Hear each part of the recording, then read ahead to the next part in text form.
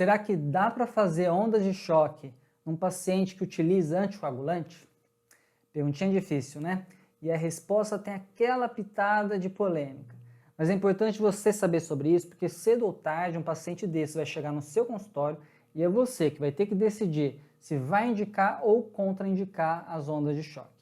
Por isso separei aqui algumas perguntas que eu venho recebendo sobre esse tema para te ajudar a evitar que você tenha um mau resultado no seu tratamento e, por outro lado, obter uma eficácia superior a 70% do tratamento das doenças musculoesqueléticas. Então eu vou responder essas perguntas nesse vídeo, tá? Para te ajudar nesse sentido.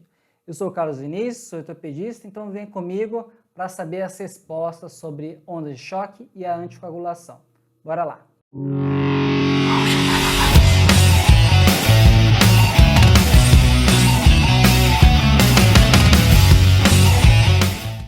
Um dos maiores benefícios das ondas de choque é evitar a cirurgia.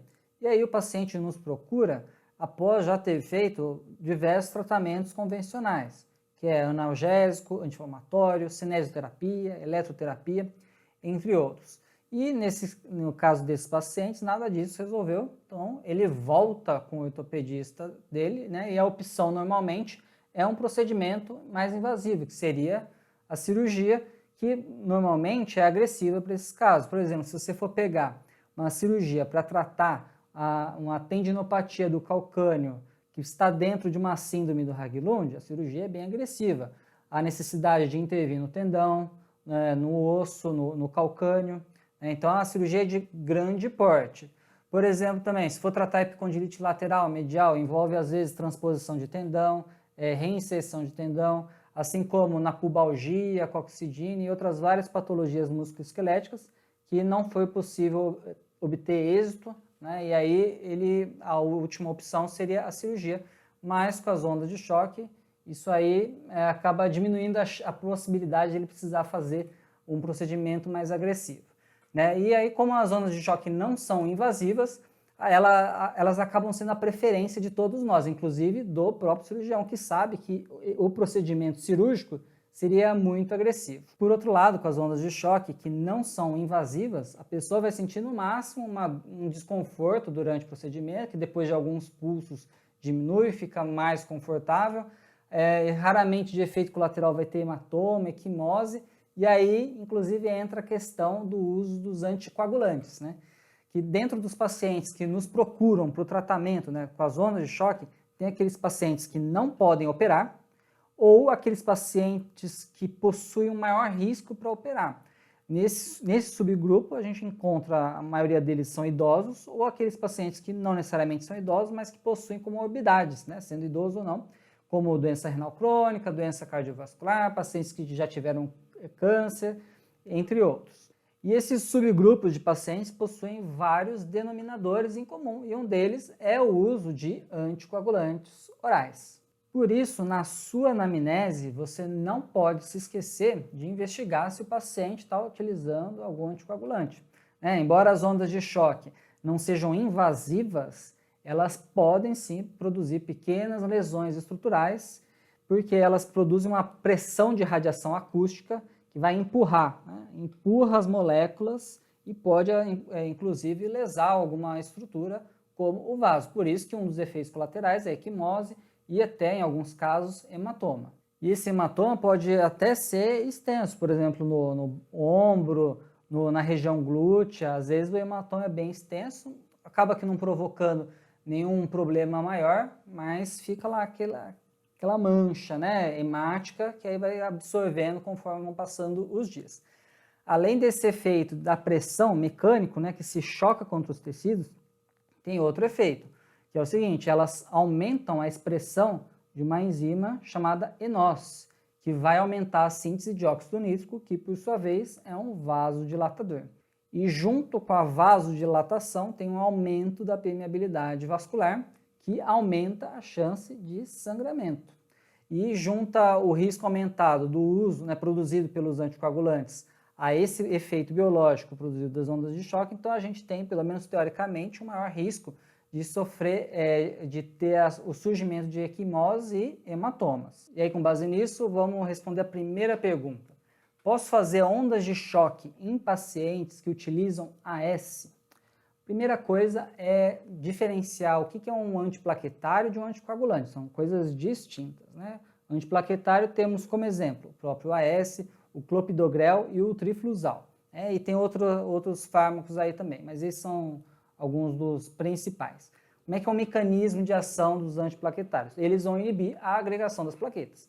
E isso tem diversas formas. Uma delas é inibindo a COX, que é responsável pela sinalização celular, a sinalização inflamatória, assim como os anti-inflamatórios fazem isso, né? Eles inibem a COX, alguns são seletivos, né? Mas a maioria não é seletiva, aí vai inibir a COX-1 e a 2, né? Que é a induzida e a constitutiva, e aí com isso tem um prejuízo desse tipo de sinalização celular, aí pensando na plaqueta, vai inibir a agregação das plaquetas.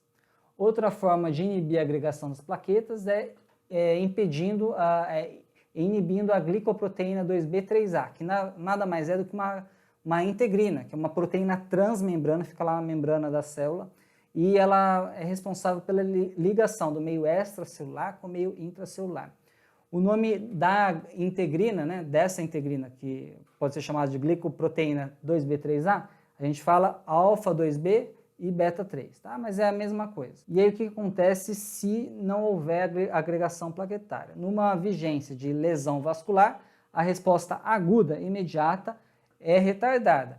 Mas por outro lado, a coagulação, os fatores da coagulação continuam funcionantes, embora possa até ser mais retardado, ter algum prejuízo, a coagulação em si, ela vai estar funcionando ali. Então, assim, vai ter um risco de sangramento, mas é mais controlado. E por conta disso, não é muito comum ter grandes hematomas produzidos pelas ondas de choque. Mas assim, é sempre importante investigar se o paciente ele tem já no dia a dia dele episódios de sangramento fácil, ou se já teve algum sangramento mais efusivo com algum pequeno trauma.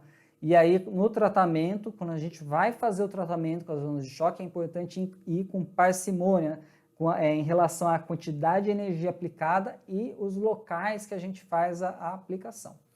Inclusive tem um estudo com disfunção erétil do tipo vasogênica, que aí eles pegaram 30 pacientes que utilizavam antiagregantes, né, plaquetários, e aí dentre eles tinham o AS, o clopidogrel e o triflusal, ou a combinação entre eles, né? Dentro desses 30 pacientes, nenhum teve problema relacionado à hemorragia hematoma, nenhum efeito colateral. E vejam que é uma região bem delicada, né, que é o pênis, né? Você vai estimular o corpo cavernoso, que é praticamente ali um local que se preenche de sangue, então é muito bem vascularizado e é um local de alto risco para ter efeitos colaterais. E aí, nesse estudo, pelo menos, o N é pequeno, só tem 30 pacientes, mas nenhum teve algum efeito colateral relacionado a alguma hemorragia. Só que mesmo não havendo a hemorragia, a gente tem que se lembrar de um ponto importante, que vai lá atrás no mecanismo de ação do antiplaquetário, dependendo do antiplaquetário que o paciente está usando. Se ele estiver usando o clopidogrel, que ele atua na integrina, alfa-2, 3-beta, essa integrina aí é bem específica das plaquetas e algumas células tumorais. Então, ok, não deve ter algum dano muito grande do ponto de vista biológico. Mas a gente tem que lembrar que as plaquetas possuem vários fatores de crescimento que são importantes para a regeneração celular, né? Mais de 100 proteínas que estão relacionadas à ativação das plaquetas. E sendo elas inibidas por esse tipo de medicamento, a resposta às ondas de choque vai ser diminuída também, né? Relativamente diminuída, mas assim, não tem nenhum estudo comprovando o quanto isso diminui, qual é a relevância disso do ponto de vista clínico. E do outro tipo de mecanismo, que é a inibição da COX, né? Os antiagregantes inibem a COX, também vão atrapalhar a sinalização celular das ondas de choque. Uma das vias utilizadas para sinalizar a célula que ela está sendo estimulada, que é um fenômeno que a gente chama de mecanotransdução, é pela COX, né? As ondas de choque vão aumentar a expressão da COX, que aí vai aumentar o óxido nítrico, prostaglandina e outras várias proteínas que vão produzir a proliferação celular, a migração celular, inibir a apoptose, entre outros efeitos biológicos. E isso, só o fato do paciente estar usando o antiplaquetário vai ser prejudicado. Então a gente tem que pensar tanto do ponto de vista mecânico e do biológico com relação ao uso de plaquetários. Mas, como eu falei, com relação às integrinas, não tem também estudo demonstrando que o uso de antiplaquetário diminui a resposta clínica. Isso é uma coisa do ponto de vista teórico, que pode sim realmente ter alguma interferência no resultado do tratamento, se o seu tratamento for voltado à regeneração celular. Lembrando que esses pacientes que já utilizam algum antiplaquetário, ele tem outros problemas metabólicos, então a resposta dele a qualquer outro tratamento já é ruim, já é prejudicada. Inclusive as patologias que eles têm, as tendinites, a artrose, já estão relacionadas a esses distúrbios metabólicos, a gente já sabe disso, né? E aí, por isso, talvez não faça muita diferença esse mecanismo de ação ser prejudicado.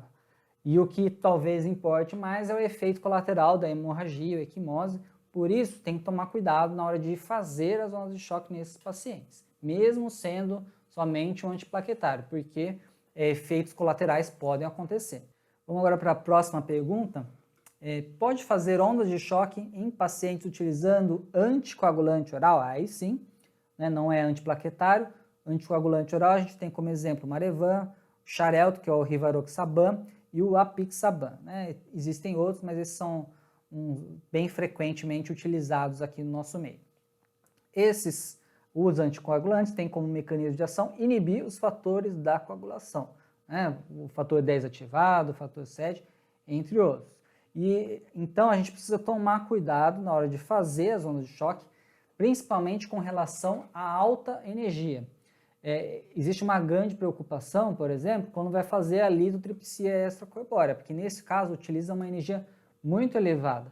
Não é o caso da maioria dos tratamentos musculoesqueléticos na ortopedia, cuja energia utilizada é bem mais baixa. Então a chance de ter algum efeito indesejável do ponto de vista de hemorragias já é menor comparando com a lidotripsia extracorpórea. Mas isso não significa que a gente não tenha que tomar cuidado, principalmente com relação ao local onde é aplicado.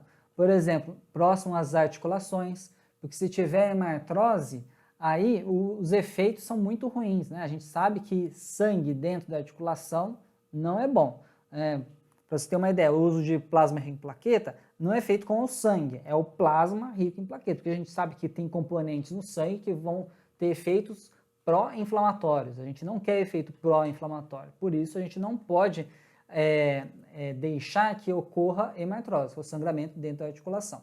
Outro local que a gente tem que tomar mais cuidado é na coluna, né? Próximo ali da coluna, a coluna é inervada, é ricamente inervada e tem a medula ali passando no meio. Então a gente não quer que ocorra alguma compressão nervosa na coluna. E o outro cuidado com relação à localização são pontos onde há nervos de grande calibre, grande espessura e vasos de grande calibre. Nervos, por exemplo, ciático, nervo ulnar, grandes vasos, artéria poplítea, tá? Então tem que tomar cuidado em relação a isso. Aí, por exemplo, você tem algum paciente que já sofreu alguma fratura ou algum paciente com alguma malformação vascular, precisa tomar cuidado, porque esses pacientes já vão ter alguma alteração neurovascular por conta desses distúrbios ou adquiridos ou congênitos, e aí você associa o uso de anticoagulante mais uma agressão mecânica, você tem altíssimo risco de ter efeitos colaterais. E aí no caso do nervo ou regiões onde tem nervo próximo, pode ocorrer, por exemplo, a compressão do nervo, não uma lesão, não somente uma lesão direta, né? A compressão do nervo pelo hematoma que surge, se expande e aumenta a compressão local, inclusive até com síndrome do compartimento, pode ter, dependendo da região. Além desse cuidado com a localização, a gente precisa ter também o cuidado de investigar histórico, né, de sangramento do paciente que usa anticoagulante. Verificar também com o cardiologista se há possibilidade de interrupção do anticoagulante, uma interrupção temporária, e para isso é importante estimar o risco de eventos tromboembólicos dele, mas nem sempre é possível isso, né? Nem sempre a gente consegue fazer com que o paciente interrompa o uso do anticoagulante e aí a gente tem que modificar outros parâmetros, por exemplo, adequar o protocolo utilizado para utilizar as ondas de choque, né? A gente modifica a técnica, os parâmetros físicos e quando a gente faz a modificação da técnica e dos parâmetros físicos, a gente tem que tomar cuidado para não perder eficácia no tratamento, porque senão o risco vai ser maior que o benefício. Aí se o risco for maior que o benefício, melhor não fazer, melhor ir para outra técnica. Beleza? Então tem que tomar esse cuidado aí. Pode mudar a técnica, pode mudar os parâmetros, mas saiba fazer isso de uma forma que não vai diminuir a sua eficácia, né? Você não fique com menos de 70% de eficácia, que é o que a gente almeja para os nossos pacientes. Além disso, com relação à técnica, quando você vai utilizar uma onda de choque, a gente tem que tomar muito cuidado com o foco. Porque assim, a energia, né, vai aumentando conforme se aproxima do foco. Então, você quer um foco lá de 10 milímetros, né? 10 milímetros. Aí, quando chega com 10 milímetros, está com energia máxima no foco. Mas, você tem que se lembrar que depois do foco, vai ter energia ainda. Embora a energia seja menor, vai existir energia ainda. Então, você precisa calcular uma quantidade de energia e um posicionamento da probe do seu equipamento para que essa energia que vai continuar sendo transmitida pelo tecido, pelo corpo do paciente, não seja suficiente para lesar as estruturas circunjacentes, para lesar nervo, lesar vaso e produzir um hematoma, uma equimose que vai comprimir o nervo e produzir um efeito indesejado. Então a gente tem que tomar bastante cuidado com isso, com relação ao foco também, tá? Porque isso é um grande engano que se comete, né? Achar que a energia só vai estar ali onde é o foco, mas se esquecer que existe uma zona terapêutica muito maior, que aí vai depender do seu equipamento, da quantidade de energia utilizada, do posicionamento que você coloca a sua probe, tá? Então tem que tomar esse cuidado, que é importante. O que pode ter de efeito indesejado resultante da hemorragia? Primeiro, que é o mais importante, é a compressão de nervo. Aí tendo compressão de nervo, aí a gente vai ter perda de função motora, perda de função sensitiva, dependendo de qual foi o nervo ali. Normalmente é um nervo motor que aí vai dar um prejuízo significativo para o paciente. Segundo, uma hemorragia intra-articular, que é a hemartrose. Isso aí também dá prejuízo porque ocorre morte celular dos condrócitos, inflamação, uma artrite, e é extremamente indesejado isso. Então, esses dois problemas a gente precisa evitar, ter em mente quando vai fazer onda de choque em pacientes que utilizam anticoagulante oral. E aí o que a gente tem de estudo nesse sentido, né, onda de choque, anticoagulante oral, é também aquele mesmo estudo que eu comentei sobre os antiplaquetários, né, que é utilizando as ondas de choque para tratar a disfunção erétil vasogênica. Nesse estudo, teve somente 4 pacientes utilizando anticoagulantes, né? Um N assim, muito baixo, mas esses 4 pacientes não tiveram nenhum efeito, não tiveram nenhuma hemorragia. Lembrando que fazer ondas de choque no pênis, no corpo cavernoso, essa região é uma região bem delicada e que se der algum problema de hemorragia ali, aí o paciente vai ter um problema maior, né? Porque ele já está com problema de disfunção erétil. Se tiver lesão ali do corpo cavernoso, um sangramento maior, aí talvez até prejudique o resultado final do tratamento. Como esse assunto é muito fraco em estudos, poucas referências bibliográficas, eu vou dar um depoimento meu, né? Da minha prática diária. Eu já peguei pacientes com uso de anticoagulante, antiplaquetário. Teve paciente, por exemplo, que não teve jeito. Eu contraindiquei as ondas de choque porque eu achei que o procedimento seria de muito alto risco para pouco benefício para aquela situação. Já em outros pacientes, eu consultei o cardiologista, vi a possibilidade de interromper temporariamente o uso do anticoagulante e aí fiz as ondas de choque. Ou nos casos que não dava para interromper, eu avaliava a localização, modificava a técnica, né, para obter uma eficácia elevada do procedimento e aí o risco ser menor que o benefício, né? O benefício tinha que suplantar os riscos e é assim que eu utilizo como algoritmo aí para decidir se eu vou tratar o paciente com as ondas de choque ou não. Então veja que a avaliação é bem individual, caso a caso, vendo patologia, vendo a localização, se é possível adaptar a técnica, se é possível interromper ou não o anticoagulante. E aí vem a próxima pergunta, que é semelhante à anterior, né? Posso fazer ondas radiais nos pacientes que estão utilizando anticoagulante oral? Isso é uma boa pergunta, que a maioria das pessoas utiliza equipamento de onda radial. E a energia entregue pelas ondas radiais, né, na superfície, ela é maior do que a energia que vai normalmente para o tecido a ser tratado, né? Normalmente, se você quiser tratar um tecido mais profundo, a energia vai diminuindo, só que a energia na superfície é maior. E por isso tem mais risco de ter equimose, né? Tanto que quando a gente vai tratar paciente com onda focal ou paciente com onda radial, a diferença é nítida, né? O paciente sente muito mais com a onda radial a onda atingindo na pele. A gente vê também aquelas carimbadas que a onda radial dá, né? São uns círculos, né? E no centro do círculo formam algumas petequiazinhas pequenas e às vezes até na borda desse círculo forma uma equimose, né? Bem circular e em casos menos comuns, né? Felizmente, formam-se hematomas. Além disso, a área de atuação das ondas radiais é maior, né? Lembrando que as ondas radiais, elas são radiais, divergentes. Então, a área de atuação já começa grande e conforme vai aprofundando, vai ficando maior. Já a onda de choque, né, que é a onda focalizada, não, é o contrário. Ela já começa convergente, aí depois que ela acaba divergindo.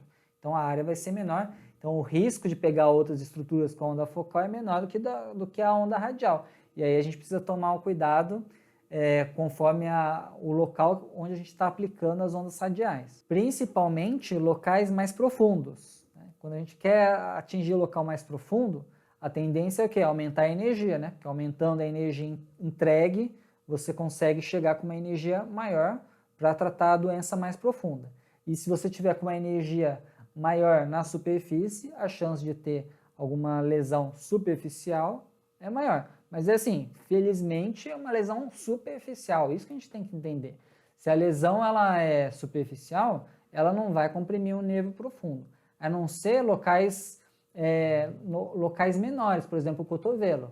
O cotovelo já está ali próximo da articulação, então, na verdade, é profundo, né? Mas se você tiver uma região glútea, por exemplo, a chance de pegar a articulação no quadril é menor. Já as ondas focais, por outro lado, você sabe exatamente qual é o máximo de energia entregue naquela região que você quer, né? Você tem, não é bem exatamente que você sabe, né? Você tem uma ideia maior do quanto de energia que está sendo entregue ali naquela região. Então, a chance de errar, vamos dizer assim, é menor com as ondas focais. Por outro lado, as ondas radiais, elas produzem uma distorção espacial que é menos agressiva do que as ondas focais. Isso é outro erro que se comete. Porque uma coisa são 0,10 milijoules por milímetro quadrado, um equipamento que gera onda focal. E outra coisa são esses mesmos 0,10 milijoules por milímetro quadrado num equipamento que gera ondas radiais. E outra coisa é quando esses mesmos 0,10 milijoules para diferentes tipos de equipamentos de ondas focais ou ondas radiais. Porque cada equipamento gera um tipo de onda, cada onda deles tem um formato diferente. Aqui as ondas focais, por padrão, elas já são mais agressivas do que as ondas radiais.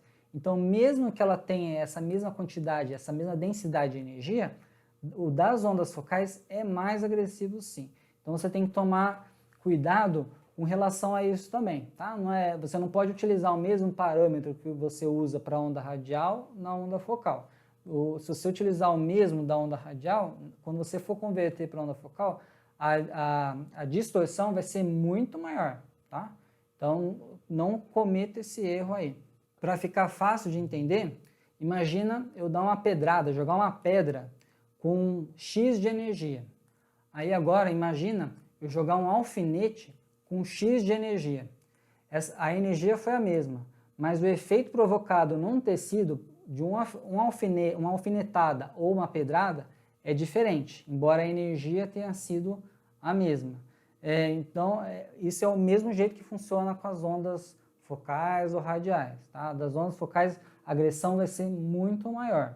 Tá? Não se engane com isso. E se você tiver com equipamento, por exemplo, peso elétrico e mudar para um eletrohidráulico, aí é completamente diferente, né?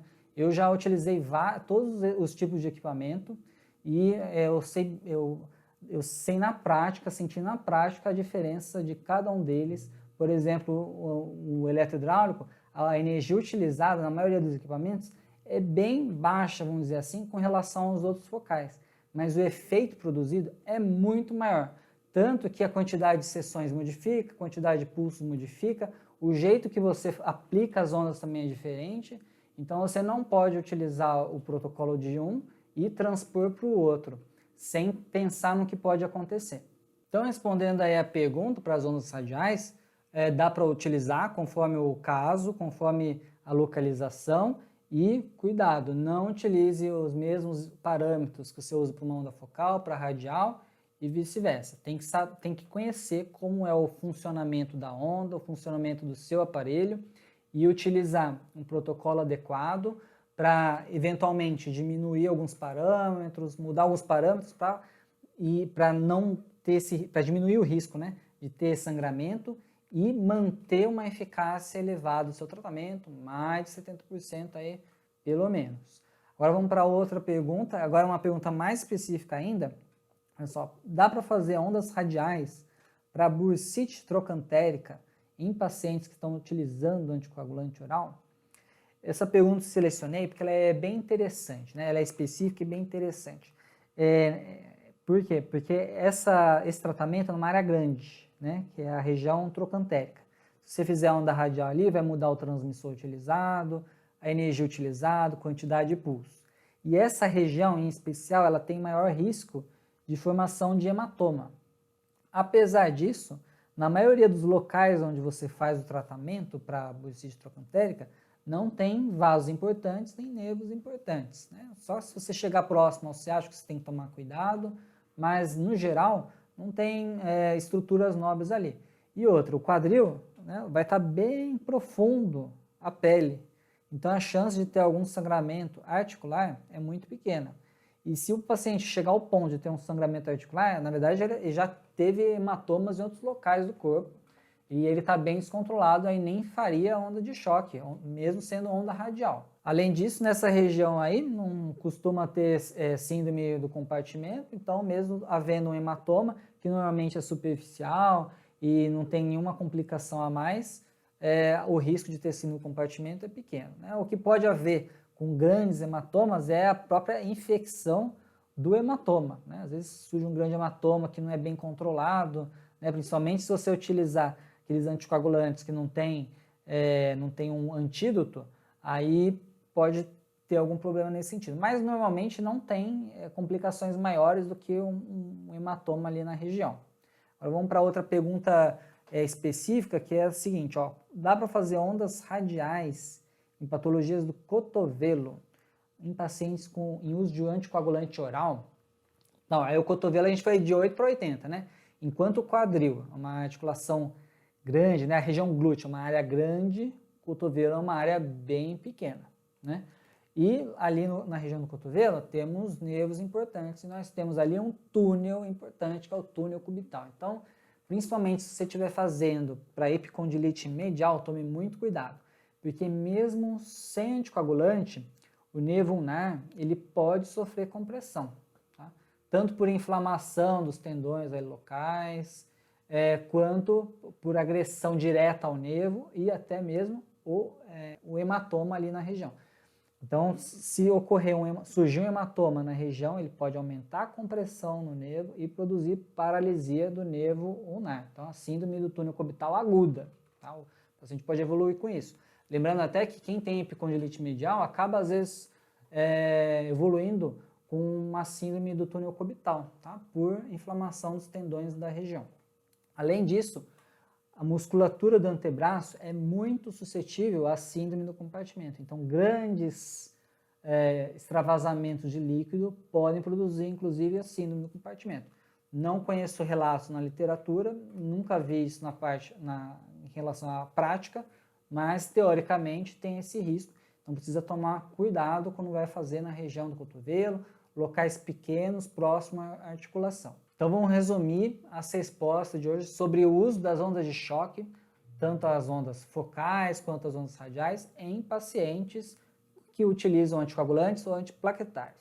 E a gente precisa fazer? Primeiro, investigar, antes disso, de tudo, né, investigar se o paciente usa anticoagulante, antiplaquetário, para não ter surpresa, né? Fazer e depois, se estiver fazendo, que descobrir isso, tá? Porque tem tanto os efeitos teóricos, biológicos que o antiplaquetário pode produzir negativo, quanto os efeitos colaterais do anticoagulante ou do próprio antiplaquetário, que é o sangramento, a hemorragia.